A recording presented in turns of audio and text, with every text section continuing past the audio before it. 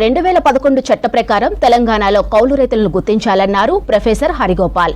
కౌలు రైతులకు అన్ని పథకాలను అందించాలని డిమాండ్ చేస్తూ హైదరాబాద్ ఇందోర్ పార్కు దగ్గర సంయుక్త కిసాన్ మోర్చా వ్యవసాయ, కార్మిక, కౌలు రైతు సంఘాల ఆధ్వర్యంలో పబ్లిక్ హియరింగ్ నిర్వహించారు. ఈ కార్యక్రమంలో రైతు హక్కుల జాతీయ వేదిక convener Rukmini Rai, professor Harigopal, senior సంపాదకులు కె శ్రీనివాస్ పాల్గొన్నారు.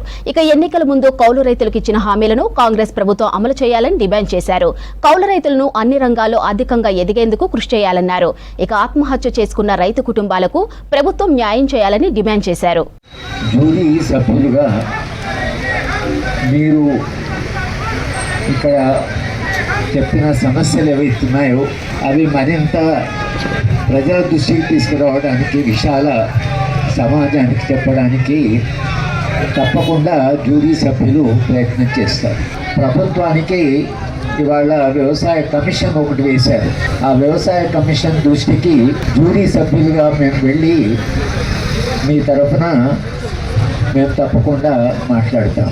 నిజానికి సమస్యలు ప్రభుత్వానికి తెలియని కాదు, సమస్య తెలిసి కూడా ముఖ్యమంత్రి నిర్ణయంలో కౌలు రైతులను ప్రధానమైన సమస్యగా ఎందుకు తీసుకోలేదని ఈ సభాముఖంగా మీరందరూ అడిగారు.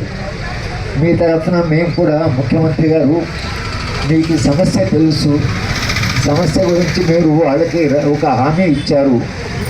ఇవాళ వాళ్ళు చెప్పిన పంట ధర కొనేప్పుడు 50% ఎక్కువ పిల్లల చదువు కొరకు, ఆరోగ్యం కొరకు, ఇంటి అవసరాల కొరకు ఆయన పంట పండిన మొత్తము ఖర్చుతో పాటు